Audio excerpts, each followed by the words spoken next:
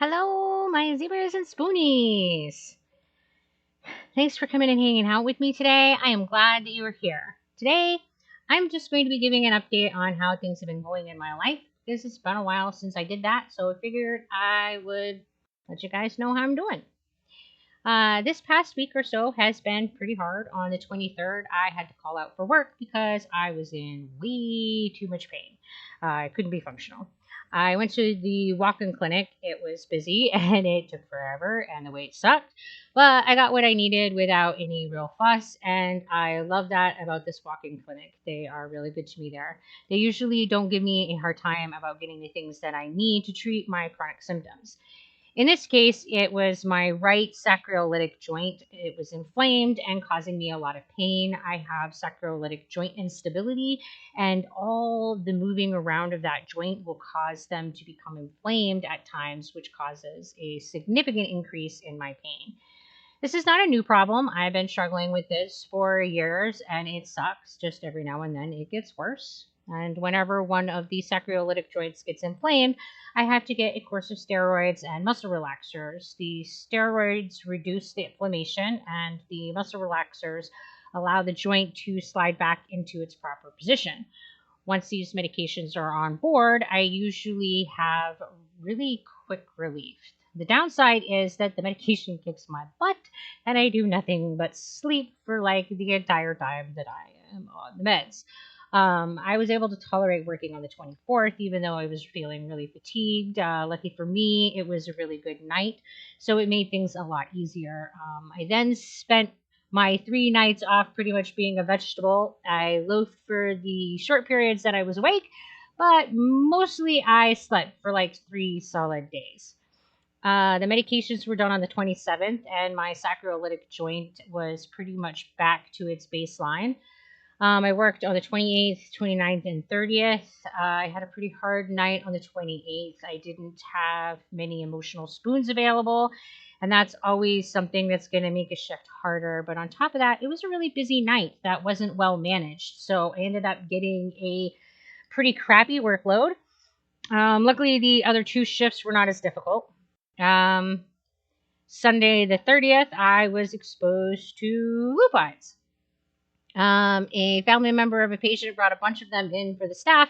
And for the patient, I now know that lupines trigger my mast cell activation syndrome. I've never been around them, so I didn't know that before. By the end of the night, I was wheezing and short of breath. I was itching everywhere, but around my mouth and nose was the worst. My nose was running while feeling like someone had stuffed cotton up into my nasal cavities. Even my GI system was protesting.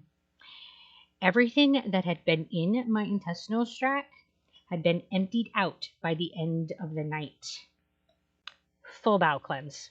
It was awful. Because I just finished a course of steroids, I was reluctant to get into another course of them.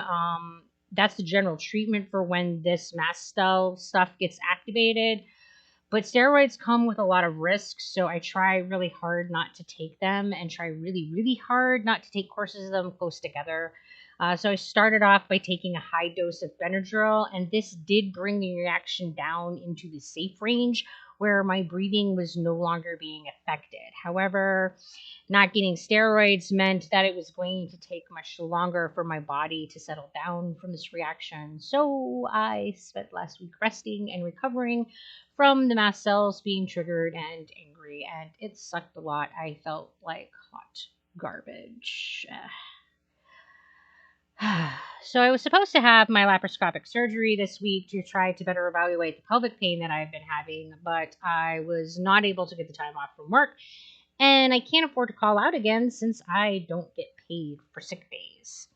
I'm still trying to get that procedure rescheduled, but I'm having an uphill battle in that I cannot seem to get the surgery scheduler to call me back. It's been super frustrating. I find it mind boggling how difficult it is to get time off from work as a nurse, and that has only gotten harder now that I am a traveler. And it is insane how difficult it has been to communicate with the scheduler for the surgical department to just get this rescheduled. I mean, what? I try to remind myself that they are also working with way too few people for the job that they're being asked to do, and I try to remind myself to be patient, but that's not my strong suit. So I have no idea when that procedure will actually happen, and that is really frustrating to me since my pelvic pain just keeps getting worse. I'm pretty sure that the endometriosis diagnosis is not correct, but this is the procedure to determine that. And the doctors aren't going to move forward with trying to find any other possible causes as long as they are convinced that this is what is going on. Pelvic pain is such a frustrating symptom to have. About 25% of women have chronic pelvic pain, and most of the time, doctors aren't able to sort out the cause of the pain, let alone provide any good pain management for it. I find this to be complete insanity.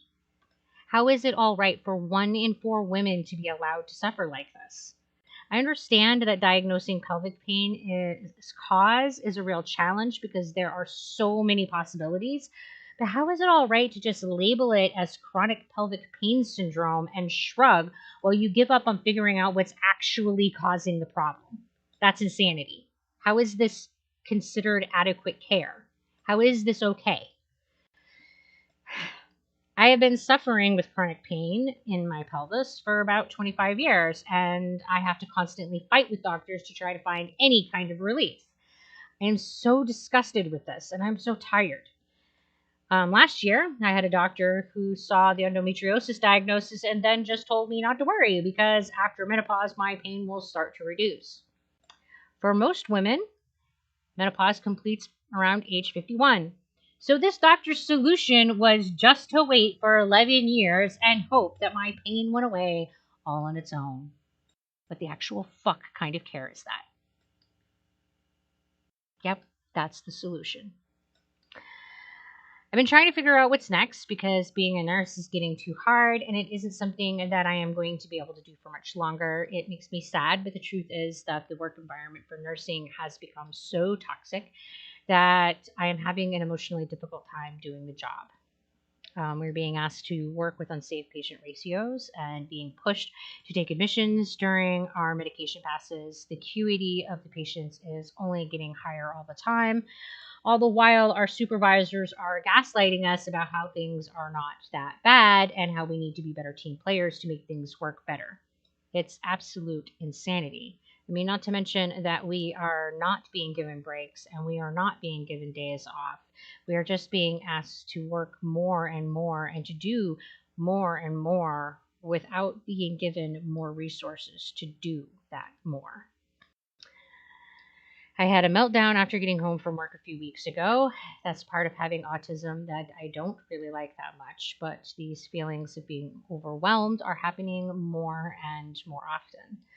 I am finding myself struggling not to have meltdowns while I am at work. I feel like it's only a matter of time before it happens, though. As both a patient and as a nurse, I have lost my faith in the healthcare system, and it has left me feeling really lost and broken. How things are being managed now are not sustainable, and no one seems to be paying attention as the hospitals are crumbling down around us. As a nurse, I can walk away and find another kind of work, and that is actually the plan. But I need these medical facilities as a patient, and it really scares me to think about where we're going to be in 5 years. Well, that's about it for me rambling today. Thanks for coming and spending time with me. If you like what you saw, please click the like button. It really does help. And until we talk again, you guys take care of yourselves. Bye.